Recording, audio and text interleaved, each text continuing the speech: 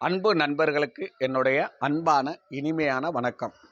நான் உங்கள் பட்டுக்கோட்டை ஜோதிடர் சுப்பிரமணியன்.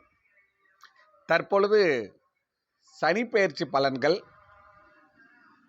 12 ராசிகளுக்கும் எப்படியான பலனை கொடுக்கப் போகிறது, என்ன மாதிரியான பலனை கொடுக்கப் போகிறது என்பதை பற்றி சுருக்கமாகவும் தெளிவாகவும் சொல்லப் போகிறேன்.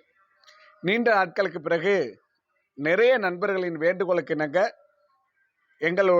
எங்களுடைய யூடியூப் சேனலில் சனிப்பெயர்ச்சி பலன்கள் மட்டும் இல்லை, இனி தொடர்ந்து உங்களுக்கு நல்ல நல்ல விஷயங்கள் தொடர்ந்து யூடியூப் சேனல்களில் உங்களுக்கு பதிவாக வரும்.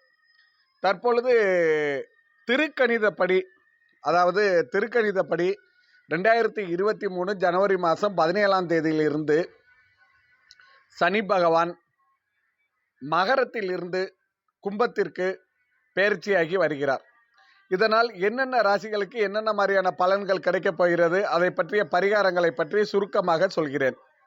முதலில் மேசராசிக்காரர்கள் கடந்த 2 வருடங்களாக 10ஆம் இடத்து சனி சீவன சனிகளால் குடும்பத்தில் மன நிம்மதி இல்லாத சூழ்நிலைகளும் மனச்சலனங்களும் மன சஞ்சலங்களும் பெற்று மிகுந்த மன உளைச்சலுக்கு ஆளாகி இருந்தார்கள். அப்படிப்பட்ட மேசராசியினர்களுக்கு இந்த சனிப்பெயர்ச்சி ஒரு அருமையான அற்புதமான தெளிவான பலன்களை கொடுக்க போகிறது.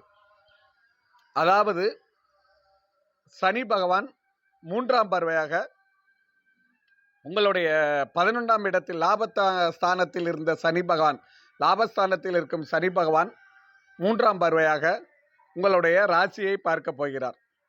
அந்த 3ஆம் பார்வை என்பது தைரியம், தன்னம்பிக்கை, துணிச்சல், இந்த மாதிரியான பார்வை தான் இந்த 3ஆம் பார்வை. இதுதான் 3ஆம் இடத்தை குறிக்கக்கூடிய இடங்கள். இந்த 3ஆம் பார்வையாக ராசியை பார்க்கிறார். அதே போல 7ஆம் பார்வையாக உங்களுக்கு புகழ், செல்வாக்கு, மரியாதை, மதிப்பு, புத்திர பாக்கியம், பூர்வீக சொத்துக்கள், இந்த மாதிரி இடங்களை கொடுக்கக்கூடிய 5ஆம் இடத்தை பார்க்கிறார். அதே போல 10ஆம் பார்வையாக உங்களுக்கு 8ஆம் இடத்தை சனி பகவான் பார்க்கிறார். பொதுவாக இந்த சனி பகவான் ஒரு நல்ல நிலையில் சுபத்தன்மை பெற்று சுபத்துவமாக இருக்கும்போது அதனுடைய பார்வை பலன்கள் நமக்கு பன்மடங்கு நன்மையை கொடுக்கும்.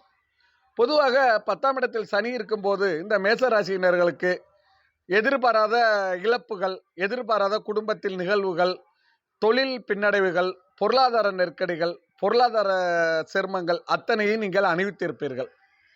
அதாவது வேலைகளில் பிரச்சனைகள், மேலதிகாரிகளால் பிரச்சனைகள், மன உளைச்சல்கள், மனச்சங்கலங்கள், குடும்பத்தில் மன நிம்மதி இல்லாமல் ஏண்டா இருக்கிறங்கிற அளவுக்கு ஒரு மன சங்கடமான சூழ்நிலையை இந்த மேசராசிக்காரர்கள் கடந்த 2.5 வருட காலமாக நீங்கள் அனுபவித்து தடுமாறி தத்தளித்து கொண்டு இருக்கிறீர்கள்.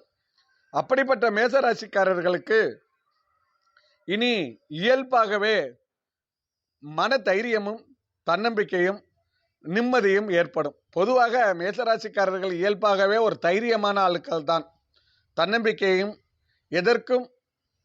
எதற்கும் துணிந்தவர்களாக இருப்பார்கள். என்ன வந்தாலும் பார்த்துக்கலாம் அப்படிங்கிற மாதிரி எதற்கும் துணிந்தவர்களாக இருப்பார்கள் இந்த மேசராசிக்காரர்கள். அப்படிப்பட்ட நீங்களே ரொம்ப மனசை விட்டுட்டீங்க, ஒரு கட்டத்தில் மனசில் தைரியத்தை இழந்து இருப்பீங்க. அப்படிப்பட்ட உங்களுக்கு இனிமேல் தைரியமும் மன உறுதியும் தன்னம்பிக்கையும் கிடைக்கும். அதே போல இந்த ராசியை சனி பார்ப்பதால் ஒரு எதையும் சமாளிக்கலாம், இனி வாழ்க்கையில் வெற்றி பெற்று விடலாம் என்ன அசாத்திய தன்னம்பிக்கையும் தைரியமும் உங்களுக்கு கிடைக்கும். அது இல்லாமல் உங்களுடைய செயல்களில் இனிமேல் தொய்வுகள் இருக்காது. அதாவது 4ஆம் இடத்துக்கு 10ஆம் இடத்தில் இருந்த சனி 4ஆம் இடத்தில் பார்க்கும்போது ஒரு சோம்பேறித்தனத்தையும் ஒரு மனசலனத்தையும் கொடுத்திருப்பார். இனி ராசியை பார்ப்பதால் இந்த சனி பகவான் 11ஆம் இடத்தில் லாபஸ்தானத்தில் உங்களுடைய செயல்களும் உங்களுடைய சிந்தனைகளும் உங்களுடைய வேலைகளும் இனி சுறுசுறுப்பாகும். எடுத்த காரியத்தை இனி மேசராசிக்காரர்கள் முடிப்பீர்கள். வாழ்க்கையில் இனி பின்னடைவுகளை சந்திக்காமல் வாழ்க்கையில் படிப்படியாக முன்னேற தொடங்க போகிறீர்கள் இந்த மேசராசிக்காரர்கள். அதே போல எந்த காரியத்தையும் எடுத்த காரியம் வெற்றிகரமாக முடியும்.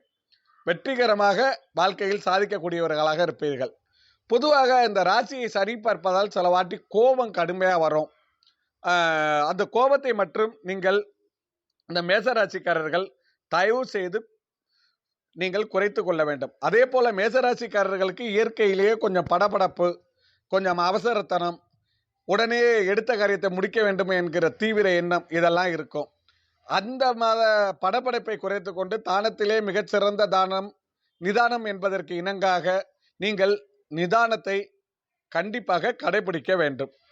அதுவும் இல்லாமல் இனி வேலைகளில் இருந்த பிரச்சனைகள், பணியில் இருந்த பிரச்சனைகள் அத்தனையும் இனி பகலவனை கண்ட பனி போல் உங்களை விட்டு விலகிவிடும். நீண்ட நாட்களாக மேலதிகாரிகளால் தொந்தரவு, கூட வேலை பார்ப்பவர்களால் தொந்தரவு, தொழில்களில் பின்னடைவு, தொழில்களில் நஷ்டம் என இருந்த அத்தனையும் இனி சரியாகும். எதிர்பாராத நேரத்தில் உங்களுக்கு கண்டிப்பாக ப்ரமோஷன் கிடைக்கும். அதே போல் தொழிலில் இருப்பவர்கள் இனி தொழிலை விட்டு விடுவோமான என நினைப்பவர்கள் தாராளமாக இனி தொழிலை நீங்கள் தொடரலாம்.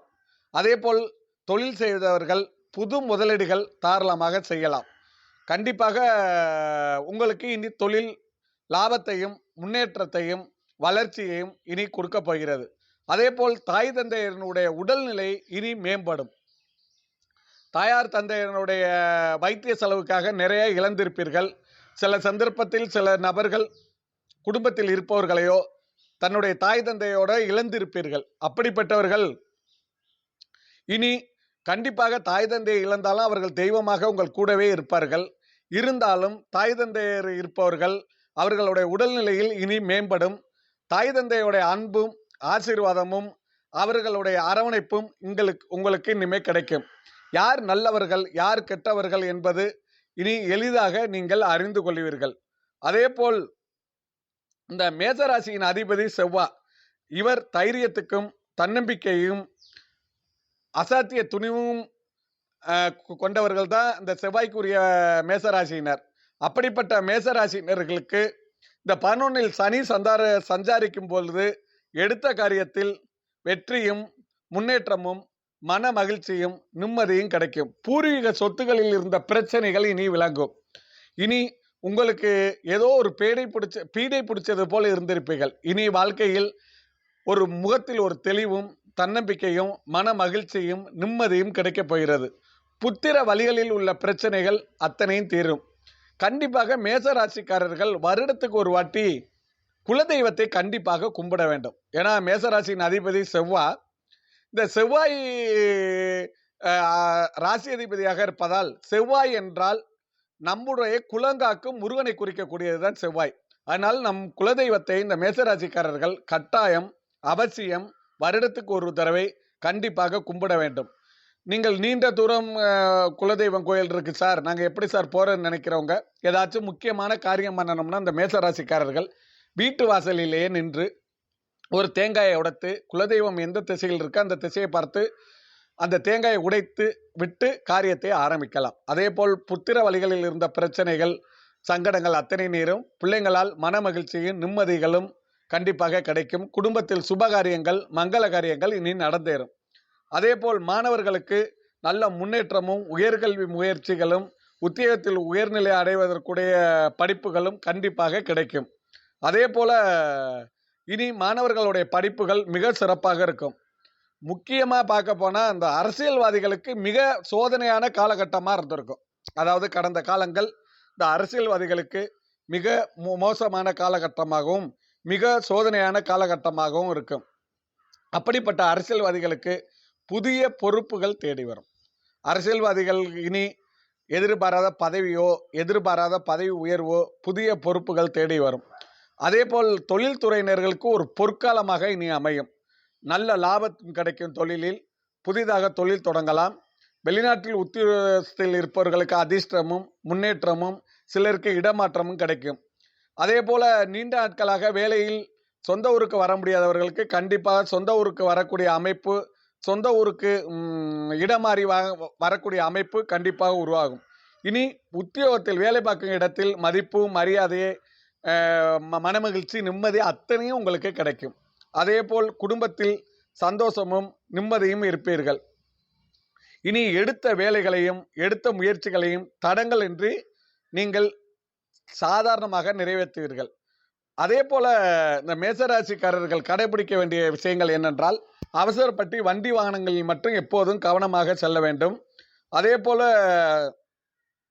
உங்களுக்கு எலும்பு, நரம்பு சம்பந்த பிரச்சனைகள் மட்டும் வரலாம். அதிலும் கவனமாக இருக்கணும். அதே மாரி மூட்டு வலி சம்பந்தப்பட்ட பிரச்சனைகளும் இந்த மேசராசிக்காரர்களுக்கு வரும்.